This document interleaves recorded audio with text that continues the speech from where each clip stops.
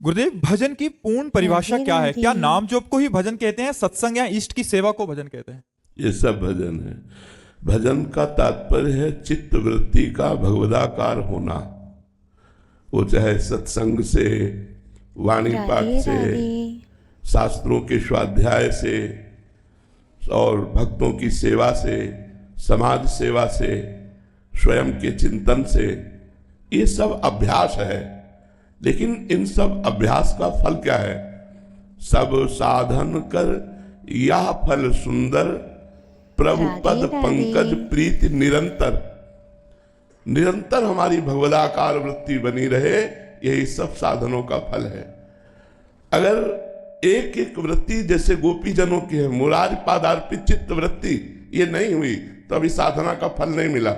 साधना का फल है, भजन का स्वरूप है, एक एक वृत्ति तैल धारावत भगवान के चरणों में समर्पित होना। देखो राधे गोपी जनों की राधे। कितनी गाढ़ भजनमयी वृत्ति है कि वो विकृत कामाखिल गोप कन्या मुरारी पादार्पित चित्त वृत्ति दध्यादिकम मोह वसाद उचद गोविंद दामोदर माधवेति। राधे भगवान राधे। में इतनी तन्मय है कि वो जा रही दही बेचने और कहना भी चाहती हैं कि कोई दही ले ले दही, लेकिन श्रीमुख से निकलता है कोई गोविंद ले ले, कोई दामोदर ले ले, कोई माधव ले ले।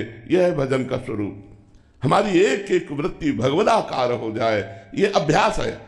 शास्त्रों का स्वाध्याय करना, सत्संग करना, ये सब अभ्यास है। इस अभ्यास का फल है कि एकांत में हमारी वृत्ति भगवदाकार बनी रहे, एक एक वृत्ति हमारी भगवान के चरणों में अर्पित हो जाए। इसी का नाम भजन है। किसका प्रश्न था, समझ पा रहे हैं आप? एक एक वृत्ति भगवदाकार हो जाए। पुनीत शर्मा जी पटियाला से। राधे राधे महाराज जी।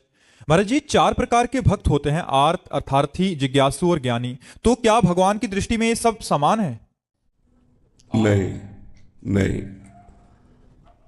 3 को भगवान ने उदार कहा और चौथी को अपनी आत्मा कहा।